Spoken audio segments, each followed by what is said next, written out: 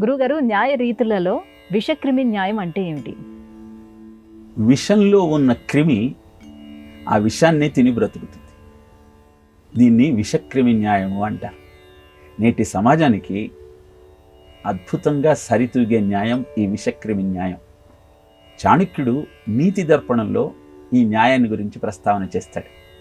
ఒక ఆసామి ఒక ఊరికి వెళ్ళి అక్కడ ఉన్నటువంటి గ్రామస్తుడిని ప్రశ్నించాడు. ఈ గ్రామంలో గొప్పవాడెవడు అంటే, కనపడుతున్న ఈ తాటి చెట్టే గ్రామంలో ఉన్న అందరికంటే చాలా గొప్పది అన్నాడు. తన పళ్ళతో అందరి ఆకలి తీరుస్తోంది. సమర్థుడెవరు అని మళ్ళీ ప్రశ్నించాడు. పరదార ధనాదులను దొంగిలించే ఆలోచన ఉన్న ప్రతివాడు సమర్థుడే.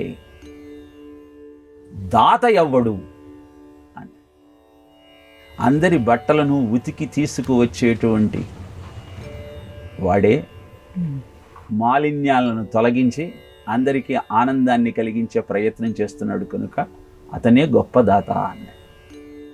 వెంటనే, మరి ఇలాంటి పరిస్థితులలో నువ్వెందుకున్నావయ్యా ఇక్కడ ఈ గ్రామంలో అంటే, గత్యంతరం లేదు, విషంలో ఉన్న క్రిమి విషాన్ని తిని బ్రతుకుతున్నట్టు ఈ గ్రామంలో నేను జీవిస్తూ ఉన్నాను అని సమాధానం చెప్పాడు.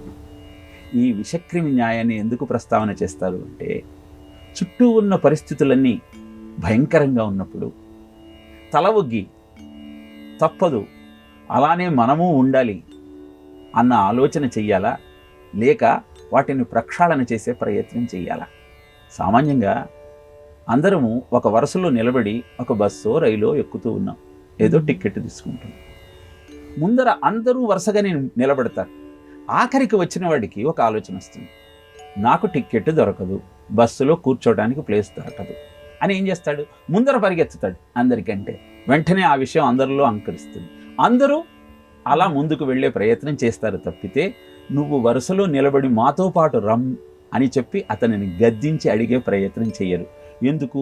వాడితో గొడవ పడటం ఎందుకు? ఆ విషయాన్ని మనం కూడా కొద్దిగా తీసుకుందాం, మనం కూడా తోసుకుంటూ లోపలికి వెళదాం, ఆ ప్రాంతాన్నంతా గందరగోళంగా మారుద్దాం, అప్పటిదాకా ఉన్న క్రమశిక్షణకు తిలోదకాలు ఇద్దామని ఆలోచన చేస్తాను తప్పితే, అలా చేస్తున్న వాడిని నియంత్రించి వాతావరణాన్నంతా సంస్కరిద్దాం.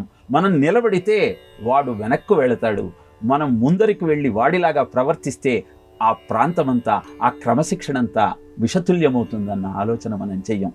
ఈనాటి సమాజంలో కనపడుతున్న స్థితికి దర్పణంగా విషక్రిమి న్యాయాన్ని ప్రస్తావన చేస్తూ ఉంటారు. అప్పటిదాకా ఫ్లైట్లో అందరూ కూర్చొని ఉంటారు, వచ్చి ఆగి ఉంటుంది, ఇంకా దిగేటప్పుడు ఎక్కడ లేని తొందర అక్కడే కనపడుతుంది. 1-2 నిమిషాలు ఆగితే అందరూ దిగవచ్చు, కానీ ఒక్కడు చేస్తాడు, తన సూట్ కేసు ముందర తిరిగి తొందరగా వెళ్ళాలన్న ఆలోచనతో అందరూ అతని వెంట పడతారు. ఇలా పరిస్థితులను విషంగా మార్చేస్తూ, ఆ విషంలో ఆ విషాన్నే తిని బ్రతికే క్రిమిలాగా మనం బ్రతకకుండా ఆ విషాన్ని ప్రక్షాళన చేస్తూ జీవితాన్ని సంస్కరించుకొని అందరికీ ఆదర్శంగా ఉండాలన్న ఆలోచన చేయగలిగినప్పుడు విషక్రిమి న్యాయం అంతరించి అమృతతుల్యమైన జీవితం మనందరికీ సిద్ధిస్తుంది. కనుక అలాంటి ప్రయత్నం చెయ్యమని చెప్పటమే నీతి దర్పణంలో చాణక్యుడు మనకు తెలియజేసిన ఈ విషక్రిమి న్యాయం.